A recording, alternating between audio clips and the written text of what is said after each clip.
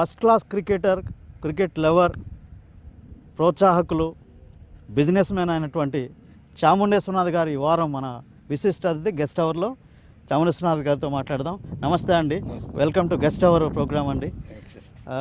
చాముండేశ్వరనాథ్ గారు, ముఖ్యంగా మీ కెరీర్ మేము చూసుకుంటే చాలా ఆశ్చర్యంగా ఉంటుంది. ఇప్పుడు క్రికెట్కి, మీరు రోజుల్లో క్రికెట్కి చాలా తేడా ఉంటుంది. మనం ప్రధానంగా గమనిస్తే ఆ రోజుల్లో అంటే సరైనటువంటి టఫ్ వికెట్లు లేవు, తర్వాత సరైనటువంటి సదుపాయాలు లేవు. ఆ రోజుల్లోనే మీరు క్రికెట్ ఆడటం, తర్వాత అది కాకుండా మంచి బ్యాట్స్మెన్గా రాణించారు. అసలు మీ క్రికెట్ ప్రవేశం ఎలా జరిగింది? యాక్చువల్గా మేము కాగుపాడు అని తాడేపల్లి దగ్గర విలేజ్ అన్నమాట. మా ఫాదరు పిల్లల చదువుల కోసం రాజమండ్రి షిఫ్ట్ అయ్యాం. సో అక్కడ క్రికెట్ స్టార్ట్ చేసి మామూలుగా ఏదో తాటిమట్లతో వీటితోనే మొదలుపెట్టాం. దెన్ కొంచెం బాగానే ఆడుతున్నానని చెప్పి మా ఫాదర్ కూడా బ్యాట్స్ వేయకుంటాం, ఎంకరేజ్ చేయటం అది చేసేవారు. సో అక్కడ క్రికెట్ అంత ఉండేది కాదు. నేను 9th క్లాస్ నుంచి వైజాగ్ వెళ్తూ ఉండేవాడిని. పొద్దున్నే తెల్లారుజాము 4 గంటలకు లేచి గోదావరి ఎక్స్ప్రెస్ ఎక్కి వైజాగ్లో ఇర్విన్స్ బోట్ యార్డ్ అని ఒక టీం ఉంది. ఆ బోట్ యార్డ్కి ఆడుతూ ఉండేవాడిని. వెళ్ళి మళ్ళీ ఈవినింగ్ గోదావరి ఎక్కి రాజమండ్రి వచ్చేవాడిని అనమాట. మెయిన్ పర్టికులర్గా మా ఫాదర్ ఎంకరేజ్ చేయడానికి కూడా మా బ్రదర్స్ ఇద్దరు బాగా చదువుకునేవారు. మాకు కొంచెం ల్యాండ్స్ అయ్యి ఉన్నాయి, బట్ 100 acres దాకా. అక్కడ సరే ఈ చదువు లేకపోయినా అట్లీస్ట్ మన పొలమన్నా చూసుకుంటాడు అనుకుని ఇంకా స్పోర్ట్స్లో ఉన్నా కూడా ఏం మాట్లాడేవారు కాదు, ఎక్కువ రెగ్యులర్గా ఆడుతూ ఉంటాడు. సో తర్వాత నేను ఇంటర్మీడియట్లోనే అండర్-19 క్యాప్టెన్ అయ్యాను ఆంధ్ర స్టేట్కి. ఆ తర్వాత రంజీకి సెలెక్ట్ అవడంతో మేము ఫస్ట్ మ్యాచ్ ఉడిపిలో ఆడడం. అక్కడ 50 అంత స్కోర్ చేస్తే మాకు సిండికేట్ బ్యాంక్ చైర్మన్ ఈ ఆఫర్డ్ మీ జాబ్. అంటే మీ రంజీ మ్యాచ్ నేను ఒకటి చూశానండి గుంటూరులో. నేను అప్పుడు ఏసీ కాలేజ్ చదువుతున్న రోజులు అవి. ఆ రోజుల్లో మాకంటే రంజీ మ్యాచ్ జరుగుతుంది, ఆంధ్రప్రదేశ్ జట్టు అంటే. సరే, మేము పోలీస్ గ్రౌండ్స్లో జరుగుతుంది. ఆ గ్రౌండ్స్లో జరుగుతుంటే వచ్చామన్నమాట. మీరు అప్పుడు బ్యాటింగ్ చేస్తున్నారు. అద్భుతంగా అసలు అంటే మీరు ఫోర్స్ కొట్టే ఇది మేము ప్రత్యక్షంగా చూసినాడు నేను. అప్పుడు అందరూ చాలా అంటే అందరూ గుంటూరు కాబట్టి చాలా ఎంకరేజ్ చేశారు. ఆ తర్వాత అంటే అది నేను చూసి అనుకున్నాను అనమాట. అంటే నాకెందుకో గుండప్ప విశ్వనాథ్ గుర్తొచ్చారు అప్పుడే. అంటే ఆ రోజుల్లో సునీల్ గవాస్కర్, గుండప్ప విశ్వనాథ్ ఆడిన స్టైల్లో అప్పుడే మీరు అంత బలమైనటువంటి బ్యాటింగ్ చేయడం జరిగింది. తర్వాత మరి ఇంత బ్యాటింగ్ చేశారు, అంటే రంజీల్లో ఆడారు. తర్వాత కాకపోతే నేషనల్కి ఆడలేకపోయారు. అది ఎప్పుడన్నా బాధిస్తుందా? యా, డెఫినెట్గా. నేను 1988లో క్యాప్టెన్ అయ్యాను ఆంధ్రాకి. ఆ ఇయర్ నేను కంటిన్యూస్గా 4 centuries కొట్టాను. మనకి ఏంటంటే సెలక్షన్ కమిటీలో అంత పుష్ ఉండేది కాదు. అదే ఇయర్ రాబిన్ సింగ్ 2 centuries కొట్టి ఇండియన్ టీం వెస్ట్ ఇండీస్కి వెళ్ళాడు.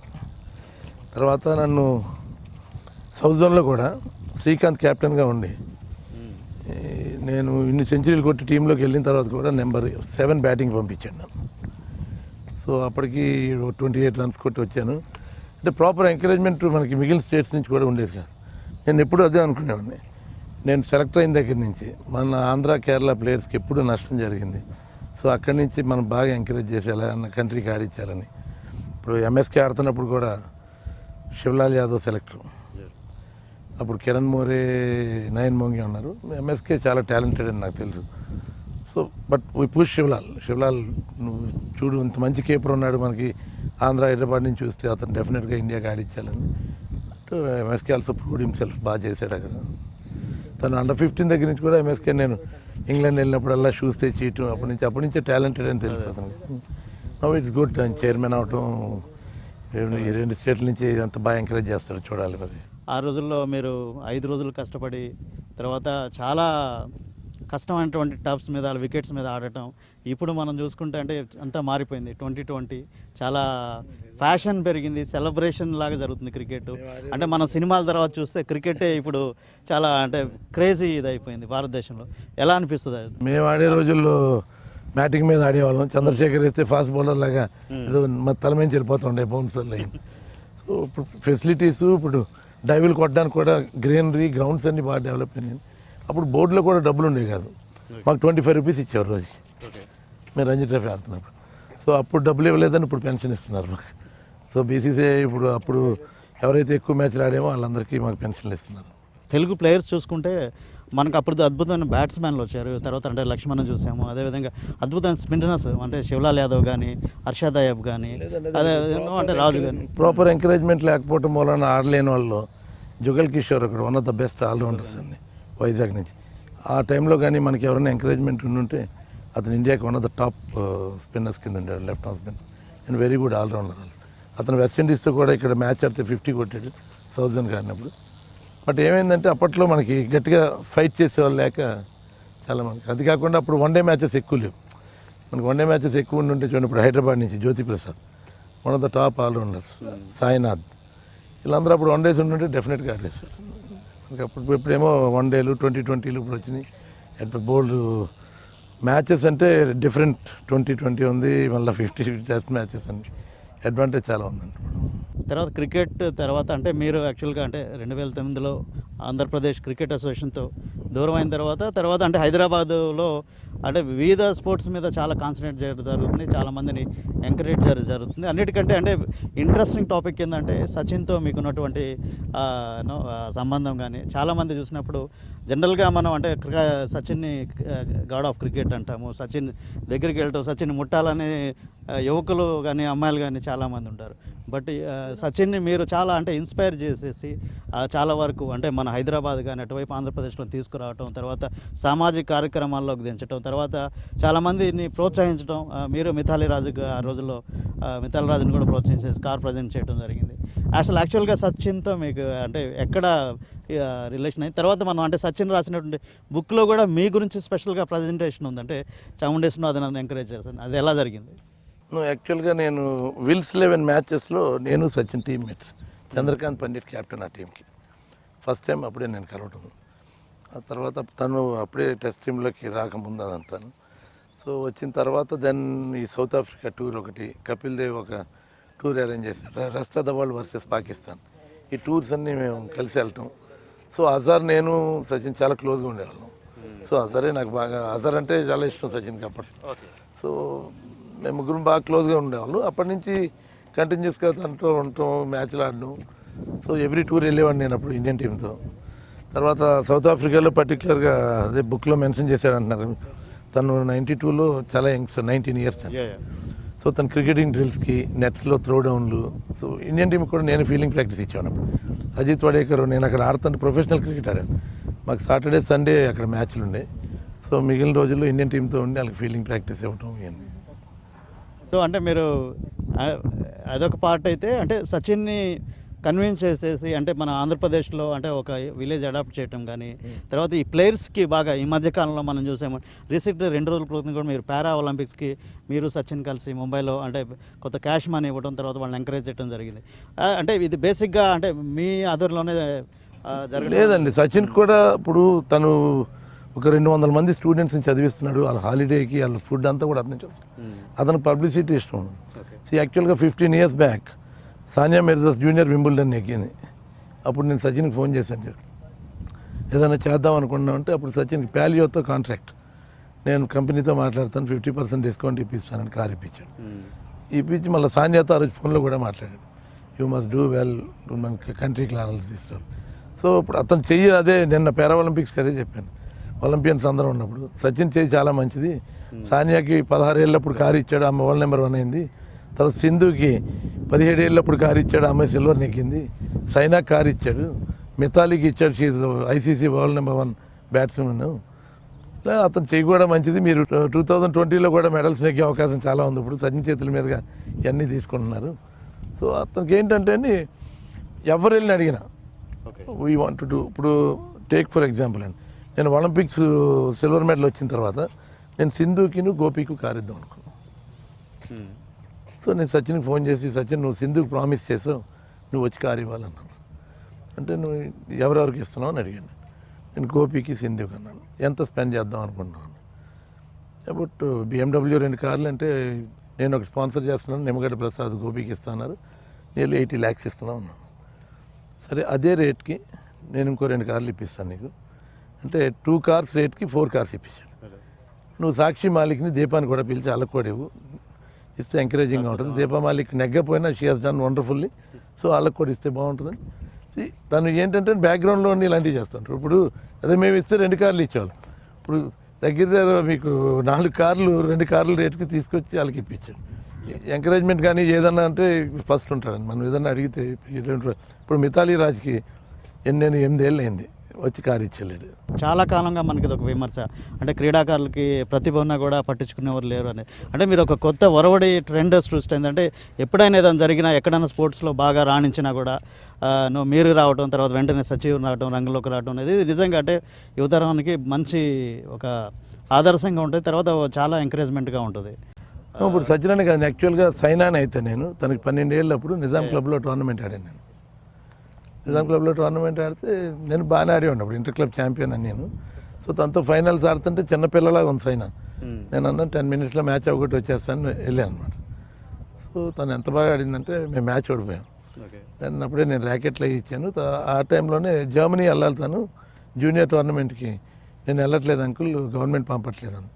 సో అతను 12 ఇయర్స్ అప్పుడే నేను తీసుకెళ్ళి 25,000 ఇచ్చి నువ్వు వెళ్ళి ఆడు ఇంటర్నేషనల్ టోర్నమెంట్, చాలా బాగుంటుంది, నీకు బాగుంటుంది.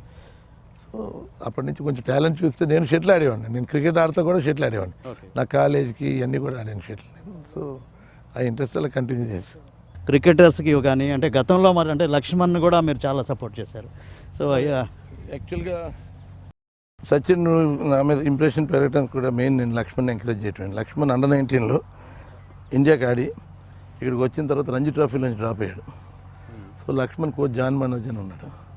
సో జాన్ మనోజ్ నా దగ్గర సెక్రటరీ జాన్ మనోజ్ నా దగ్గరికి వచ్చి చాముండి లక్ష్మణ్కి అన్యాయం చేశారు, రంజీ ట్రోఫీలో డ్రాప్ చేశారు.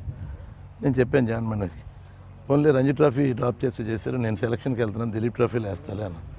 రంజీలో లేని దిలీప్లో ఎలా వేస్తావు చాముండి అన్న, అది నా తాలూకా నొప్పి నీకు ఎందుకని చెప్పి నేను సెలక్షన్కి వెళ్ళి సెలెక్టర్స్ ఫైట్ చేశానండి. మనం ఇంత డబ్బు ఇన్వెస్ట్ చేసి అండర్ 19 టీంలో ప్లేయర్స్ని వేసుకుంటున్నాం. మిగిలిన ఢిల్లీ, బాంబే అక్కడ ఏంటంటే మీరు అండర్ 19 ఇండియాకి ఆడితే ఆటోమేటిక్గా దిలీప్ ట్రోఫీలో వేస్తారు. అలా మనం రంజీ ట్రోఫీ నుంచి కూర్చోబెట్టారు ఇక్కడ. సో నేనన్నా నువ్వు ఈ డ్రాప్ చేయటం కాదు, ఇతనికి ఎంకరేజ్ చేయాలి మనం అని చెప్పి టీంలో వేసాక నాకు డౌట్ వచ్చింది, మళ్ళీ అక్కడికి వెళ్ళి కూర్చోబెడతారని. నేనే మేనేజర్ కింద వెళ్తాను, నేను మేనేజర్ కింద వెళ్ళాను. మేనేజర్ కింద కోచ్ కింద, అది రాహుల్ ద్రావిడ్ ఫస్ట్ దిలీప్ ట్రోఫీ, ఇంకా రాహుల్ ద్రావిడ్ కూడా అప్పుడు ఇండియాకి వెళ్ళాలి. సో వీళ్ళందరూ వచ్చారు. లక్ష్మణ్ని పాప 3 మ్యాచ్లు స్కోర్లు ఫెయిల్ అయిపోయాడు. WV Raman captain, Robin Singh vice captain. Laxman drop చేయి ఎవరినైనా ఆడిద్దాం ఇలా ఆడుతున్నాడు. నేను వాళ్ళతో అబద్ధం ఆడాల్సి వచ్చింది. లక్ష్మణ్ ఫాస్ట్ బౌలర్ అని చెప్పి ఒక మ్యాచ్లో ఫాస్ట్ బౌలింగ్ వేయించాను. లక్ష్మణ్ ఇప్పుడు నెట్స్లో కూడా బౌలింగ్ వేసి ఉంటాడు.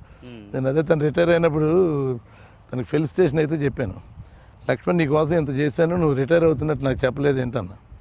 సో లక్ష్మణ్ వచ్చి స్పీచ్లో ఏం చెప్పాడంటే, రిటైర్ అవుతున్నాను మీకు చెప్పుంటే మీరు కన్విన్స్ చేసి నన్ను ఆడిచ్చేసేవారు మ్యాచ్, అందుకే చెప్పలేదు.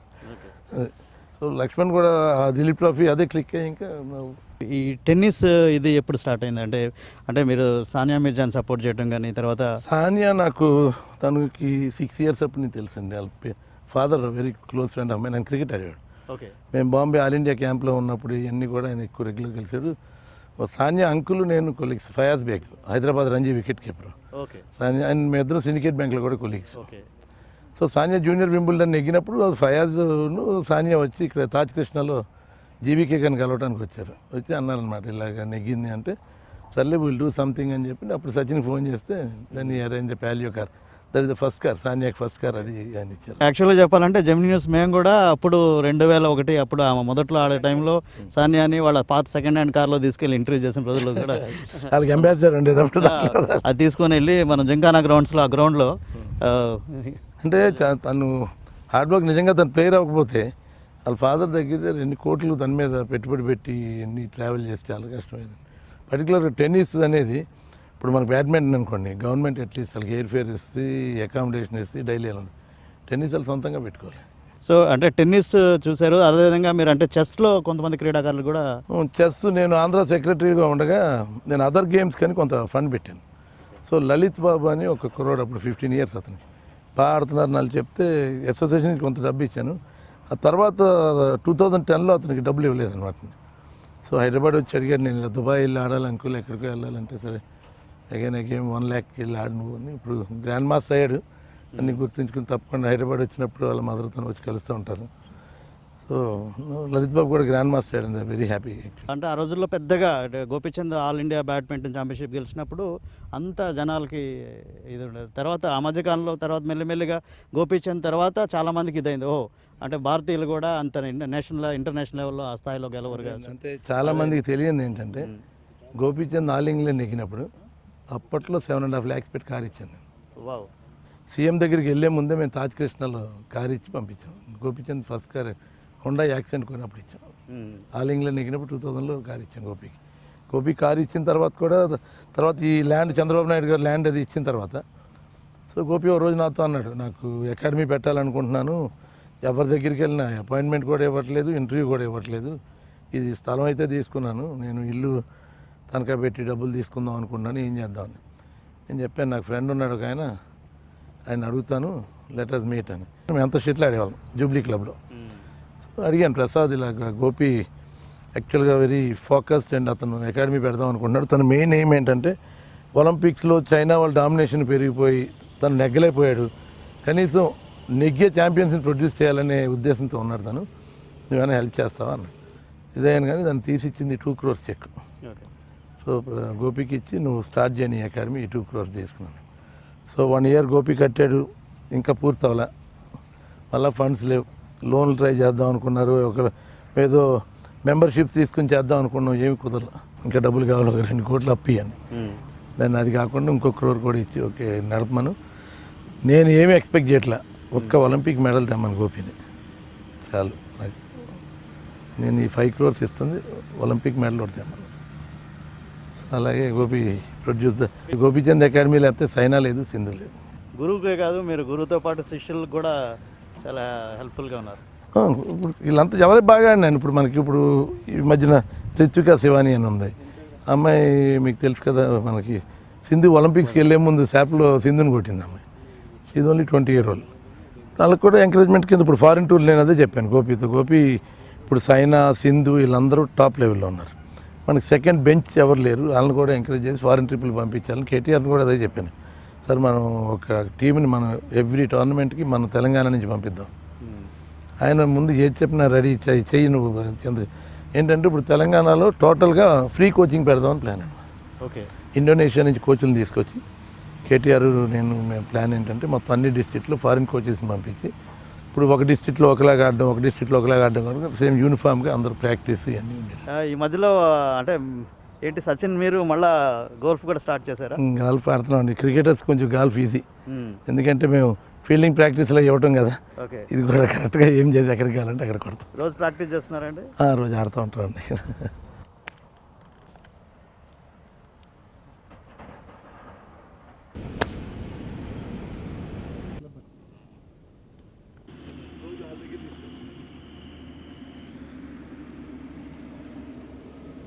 చాముండి గారు, మీరు సచిన్ అంటే 20 ఏళ్ల పైగా స్నేహాన్ని, సో ఈ స్నేహం ఎక్కడికి తీసుకెళ్తున్నారు?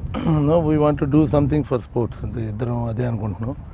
ఇప్పుడు కూడా ఎవరినైనా కొంచెం ఐడెంటిఫై చేయమంటున్నారు, తను చేస్తే వీళ్ళు, తనకు ఆల్రెడీ చారిటీలు చాలా చేస్తాడండి. ఇప్పుడు తను ముఖేష్ అంబానీతో చేస్తుంది కూడా స్కూల్స్ గురించి, అది చారిటబుల్గానే, ఈజ్ నాట్ ఛార్జింగ్ ఎనీథింగ్ ఆల్తో, అందుకే టీంతో ట్రావెల్ చేస్తున్నాడు. అంటే అడాప్ట్ విలేజ్ అనే కాన్సెప్ట్ని ఎట్లా ముందుకు తీసుకెళ్ళే అవకాశాలు ఉన్నాయి? అంటే ఇప్పుడు ఉదాహరణకంటే స్పోర్ట్స్ వాళ్ళకి చేశారు, సామాజిక సేవల భాగంగా లేదండి. ఇప్పుడు మన పొట్టం రాజు కంద్రి కానీ నెల్లూరులో అడాప్ట్ చేసుకున్నాడు, దానికి ఆదర్శ్ విలేజ్ అవార్డు వచ్చింది, చాలా బాగా చేశాడు దాన్ని. తర్వాత ఇప్పుడు మహారాష్ట్రలో ఒక విలేజ్ చేస్తున్నాడు, ఈ విలేజ్ పవర్ గురించి. సో తను మహారాష్ట్రలో అసలు పవర్ అనేది కొరత లేకుండా చేద్దామని తనకు చాలా ఉద్దేశాలు ఉన్నాయి.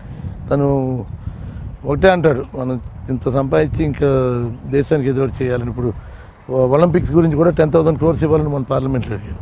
ఓకే, అంటే బేసిక్గా మనం చూస్తున్నామండి, అంటే ఇటీవల మనం వచ్చాము అంటే ఓకే లాస్ట్లో సింధు అను ఒక ఇద్దరు మన పరువు కాపాడగలరు, కానీ మామూలుగా ఓవరాల్గా చూసుకుంటే ఇంత అంటే 100 కోట్ల జనాభాలో మన క్రీడా ప్రతిభ చూసుకుంటే చాలా నిరుత్సాహకరంగా ఉంటుంది. మన సెంట్రల్ గవర్నమెంట్ వాళ్ళు ఏదో ఒక 6 నెలల్లో ఒలింపిక్స్ ఉన్నాయని కానీ 200 కోట్లు శాంక్షన్ చేశారంటే ఒలింపిక్ మెడల్స్ ఆడి రావండి, వచ్చేటప్పుడు దారిలో కొనుక్కు రావాలి. వేరే కంట్రీలు ఇప్పుడు చైనా, అమెరికా వీళ్ళు అన్నారంటే 10-12 yearsకి ఐడెంటిఫై చేసేస్తారు వాళ్ళని. వాళ్ళు అప్పటి నుంచి ఏ ఇయర్కి ఎవరు పనికి వస్తారో వాళ్ళంతా కంటిన్యూస్గా చేసుకుంటూ వెళ్తారు. So we should do that. ఇప్పుడు ఎందుకంటే ఇప్పటి నుంచి ఎవరికి టాలెంట్ ఉందో వాళ్ళకి 10 ఏళ్ళు 12 ఏళ్ళు ఉన్న వాళ్ళని పట్టుకుని వాళ్ళకి ఇప్పటి నుంచి స్టార్ట్ చేసి, సో ఇప్పుడు కొందరిని 2020కి ఏం చేసుకుని నెక్స్ట్కి 2024కి ఎవరు ఇప్పుడే పట్టుకోవాలండి. పట్టుకుని చేస్తే మనకి ఎందుకు మెడల్స్ రావండి, మనకి టాలెంట్ లేక కదా. ఇప్పుడు దీపా కర్మాకర్ ఉంది, అమ్మాయికి ఫెసిలిటీస్ ఏమున్నాయి, still she competed with the best of the world. ఇప్పుడు ఈవెన్ సాక్షి మాలిక్ రెస్లింగ్లో రావాలంటే నిజంగా చూడాలంటే మిగిలిన వాళ్ళ కంట్రీస్తో చూస్తే మన వాళ్ళు అంత స్ట్రాంగ్ కూడా కాదు. మనకి అంత టాలెంట్ ఉండి ఇంకా ఇన్ఫ్రాస్ట్రక్చర్ ఫెసిలిటీస్ ఉంటాయి ఇక ఈజీ కమప్. ఇప్పుడు గోపి ఉన్నాడండి, అయిపోయింది. వచ్చిన తర్వాత 1 వీక్ సింధుని చూశాడు. Now started morning 4 o'clock is your first session. Okay, నిన్న సింధుతో ఒక ఇంటర్వ్యూ చేస్తున్నామండి. 4 గంటలకి సమ్ జ్యువెలరీ ఇదికి వచ్చింది, ఇంటర్వ్యూ చేస్తున్నాము. అయిపోగానే వెళ్ళాలండి, నేను ప్రాక్టీస్ కానీ పరిగెత్తుంది. అదే మార్నింగ్ 4 o'clock స్టార్ట్ చెప్పాను. ఎందుకంటే ఇప్పుడు వాళ్ళ ఫాదర్ ఉన్నాడు, సింధు ఫాదర్, ఆయన అర్జున అవార్డు విన్నర్ వాలీబాల్. ఆయన ఇప్పుడు లీవ్ తీసేసుకున్నాడు 2 years. 2 years లీవ్ తీసుకుని ఇప్పుడు తనతోనే ఉంటున్నాడు. ఆయన మార్నింగ్ అన్ని అబ్డామిన్ ఎక్సర్సైజ్ చేస్తూ ఉంటాడు. సో నేను అనేది ఏంటంటే కొంచెం యంగ్ ఏజ్లోనే వాళ్ళని పట్టుకుని ఏదో మన వాళ్ళు ఏదో పెడుతున్నాం, ఇప్పుడు ఇంత 200 crores ఇచ్చాం వాళ్ళకి ఇది అవుద్దంటే అది జరిగే పని కాదు. మనకి 5 ఒలింపిక్స్ ఇప్పటి నుంచి ప్లాన్ చేసుకుంటే అప్పుడు ఏమన్నా జరుగుతుంది. చాముండి వారసులు స్పోర్ట్స్ క్రీడల్లో ఉన్నారండి. మా అమ్మాయి బ్యాడ్మింటన్ ఆడేవారు, వాళ్ళు కూడా నేషనల్ ప్లేయర్స్. ఇప్పుడు ఇద్దరు MBA అయిపోయింది. మా పాప ISBలో, మా బాబు ఏమో రాస్ బిజినెస్ స్కూల్ అని NRBలో చదివాడు. తను అమెరికాలో సెటిల్ అవుతున్నాడు. పాప ఇక్కడే ఉంది. So she's working in Delhi. ఇక్కడ షిఫ్ట్ అవుద్ది. తనకు కూడా స్పోర్ట్స్ ఇంట్రెస్ట్. ఇప్పుడు మొన్న బాంబేలో కూడా తనే మాస్టర్ ఆఫ్ సెరమనీస్ తనే చేసిన మొత్తం ప్రోగ్రామ్ అంతా. మొన్న ఇక్కడ కార్లు ఇచ్చినప్పుడు కూడా తనకి ఇంట్రెస్ట్ బాగా స్పోర్ట్స్. క్రీడాకారులకి ముఖ్యంగా అంటే ఈ ప్రోగ్రాం చూస్తున్నా అంటే చాలామంది యువ క్రీడాకారులు ఉంటారు, తర్వాత చాలామందికి ఇటువరకు ప్రోత్సాహం ప్రకటిస్తున్నారు. వాళ్ళకి ఏం చెప్తారు? ఎవరైనా సరే వాళ్ళకి టాలెంట్ ఉండి వాళ్ళకి ఏమన్నా స్పాన్సర్షిప్లు దొరకకపోతే they can always contact me through Gemini TV or డైరెక్ట్గా. తప్పకుండా మేము హెల్ప్ చేస్తాం స్పోర్ట్స్మెన్కి. ఎనీ స్పోర్ట్స్మెన్ ఎక్కడి నుంచి అయినా సరే. ఇప్పుడు దూతి చంద్ ఉందండి, ఒరిస్సా నుంచి వచ్చింది. ఆ అమ్మాయికి కూడా మేము ఇక్కడ డబ్బులు ఇచ్చి మా ఇంటికి పిలిచి పంపించాం. ఒలింపిక్స్ క్వాలిఫై అయితే 5 lakhs ఇస్తాను. అలా ఎవరైనా ఏ స్టేట్ నుంచి వచ్చినా కూడా మనకి చేయాలంటే చేయటం. పారా ఒలింపిక్స్లో కూడా మీ కాంట్రిబ్యూషన్ బాగానే ఉంది. పారా ఒలింపిక్స్లో మొన్న 50 lakhs ఇచ్చాను నేను. సచిన్ విజేతలకి సచిన్ 50 lakhs ఇచ్చాడు. అందరూ కంట్రిబ్యూట్ చేసి 1.75 crores కలెక్ట్ చేసాం వాళ్ళ కోసం. సో మేము అంటే ఇప్పుడు నెగ్గిన వాళ్ళకి ఇవ్వటం కాదండి, 1974లో నెగ్గిన వాళ్ళకి కూడా ఇచ్చాం. సో అందరికీ 15 lakhs చెప్పని ఇచ్చాం అన్నమాట. సో పారా ఒలింపిక్స్కి నేను మన మీటింగ్లో అదే చెప్పాను. నేను పారా ఒలింపిక్స్ అని మాట్లాడిన నేను, మీరు కూడా ఒలింపియన్సే. ఇంకా వాళ్ళకి లేని మీకు సమ్ ప్రాబ్లం ఉంది, వాళ్ళకి అన్నీ ఉన్నాయి. సో మీరు కూడా ఒలింపియన్స్ కిందే లెక్క మాకు. We keep encouraging you. And వాళ్ళకి ఇప్పుడు కోచింగ్ ఫెసిలిటీస్కి దానికి గో స్పోర్ట్స్ కూడా 40 lakhs ఇచ్చాము. సో వాళ్ళకి గో స్పోర్ట్స్ కూడా వాళ్ళకి పక్క నుండి ఇది చేస్తారు. యువత ఇదివరకు అంటే ఒక రోజుల్లో అంటే క్రీడలు ఆడటం అంటే ఏదో ఈవినింగ్ క్లాసులు అయిపోయిన తర్వాత ఆడుకోవటం అనేది, తర్వాత ఎవరు కూడా అంటే చదువుకు ప్రాధాన్యత ఇచ్చేవాళ్ళు. క్రీడలకు వెళ్ళండి, లేకపోతే ఆటల ద్వారా ఉద్యోగాలు వస్తాయి, లేకపోతే దాన్ని ప్రొఫెషన్గా తీసుకోండి, అదిగా వృత్తిగా ఎదగండి అనేది ఇదివరకు లేదు. మీరు అందరూ ఎదగటం, తర్వాత క్రీడలకి మీరు ఇస్తున్న ప్రోత్సాహం వల్ల ఇటీవల కాలంలో మనం చాలామందిని చూస్తున్నాం. అంటే క్రీడల్లో కూడా మంచి ప్రగతి సాధించవచ్చు, తర్వాత ఉన్నత శిఖరాలకు వెళ్ళొచ్చు. ఉన్నత శిఖరాలు వాళ్ళకి ఆటోమేటిక్గా అన్ని రకాలటువంటి వైభవాన్ని తీసుకొస్తుంది. సో అంటే క్రీడల్ని ప్రొఫెషనల్గా తీసుకునే వాళ్ళకి మీరేం చెప్తారు? లేదు, ఇప్పుడు పర్టికులర్గా బ్యాడ్మింటన్, క్రికెట్ కన్నా ఎక్కువ జాబ్స్ బ్యాడ్మింటన్ ప్లేయర్స్కి ఇస్తున్నారు. ఆల్ ఆయిల్ కంపెనీస్ బ్యాడ్మింటన్ని ఎంకరేజ్ చేస్తున్నాయి. సో ఇప్పుడు ఆల్రెడీ ఉన్న ప్రతి యంగ్స్టర్ని కూడా వాళ్ళు స్కాలర్షిప్ ఇచ్చి తీసుకుంటున్నారు. ఎయిర్ ఇండియా కానీ ఆయిల్ కంపెనీస్ కానీ. ఎందుకు ప్రొఫెషనల్గా తీసుకుంటే ఇప్పుడు ఇక్కడ ఉన్న వాళ్ళు స్కూల్కి వెళ్తాను కూడా లేదండి. ఇప్పుడు గోపీచంద్ అకాడమీలో ఉంటే so from morning 4:30 to evening 5 ఇక్కడే ఉండాలి. వాళ్ళు ట్యూషన్లు పెట్టుకుని చదవాలి, కానీ ఇంక మళ్ళీ స్కూల్కి వెళ్తే సరిపోతుంది. అంటే ఆంధ్రప్రదేశ్ నుంచి కానీ ఇటు తెలంగాణ గురించి కానీ భవిష్యత్తులో అంటే మంచి క్రికెటర్స్ వచ్చే అవకాశం మీకు దరిదాపులో కనపడుతుందా? ఉన్నారండి. యాక్చువల్గా Bihari is wonderful cricketer. Akshit Reddy బాగా ఆడుతున్నాడు. రికీ బోయ్ అని, భరత్ అని ఆంధ్ర నుంచి బాగా ఆడుతున్నారు. సో స్టీఫెన్ అని ఒక అతను left arm fast ball, is also doing well. మంచి టాలెంట్ ఉందండి. ఇప్పుడు ఆంధ్రాలో కూడా ఇప్పుడు భరత్ రంజీ ట్రోఫీలోనే డబుల్ సెంచరీలు, ట్రిపుల్ సెంచరీలు కొడుతున్నాడు అతను. ఈ రికీ బోయ్ Under-19 ఇండియాకి ఆడాడు. సో డెఫినెట్గా టాలెంటెడ్. చూద్దాం. Now our MSK is there. How much he will push our Andhra players to the country team, wait and see. ఎందుకంటే కొంచెం మన వాళ్ళు పెర్ఫామ్ చేసినా కూడా ఇప్పుడు డెఫినెట్గా MSK చైర్మన్గా ఉన్నారు కాబట్టి. ఇంతకుముందు ఏంటంటే చైర్మన్ వాళ్ళకి ఇప్పుడు ఆంధ్ర కేరళ అంటే కనపడకపోవచ్చు. ఇప్పుడు మన మనిషే ఉన్నాడు కాబట్టి తప్పకుండా మనకి బెనిఫిట్ అవుద్ది. చాలామంది కంట్రీకి ఆడతారని ఆశిస్తున్నాను. రైట్ అండి, చాముండేశ్వర గారు, మీరు ఇలాగే క్రీడాకారులని ప్రోత్సహించేసి భవిష్యత్తులో మరింత మంది భారతదేశానికి కీర్తి ప్రతిష్టలు వచ్చే క్రీడాకారులను తీసుకొస్తారని ఆశిస్తున్నాము. మీరు జెమినీ టీవీ కూడా జిల్లాలన్నీ పర్యటిస్తూ ఉంటారు. ఏమైనా ప్రతిభ ఉన్న క్రీడాకారులు ఉంటే అది చెప్పండి, వాళ్ళని ఎంకరేజ్ చేసి డెఫినెట్గా పైకి తీసుకెళ్ళి. Thank you very much. ఇవి ఈ వారం గెస్ట్ అవర్ విశేషాలు. మరిన్ని విశేషాలతో మరొక విశిష్ట అతిథితో వచ్చే వారం మళ్ళీ కలుద్దాం. అంతవరకు నమస్తే.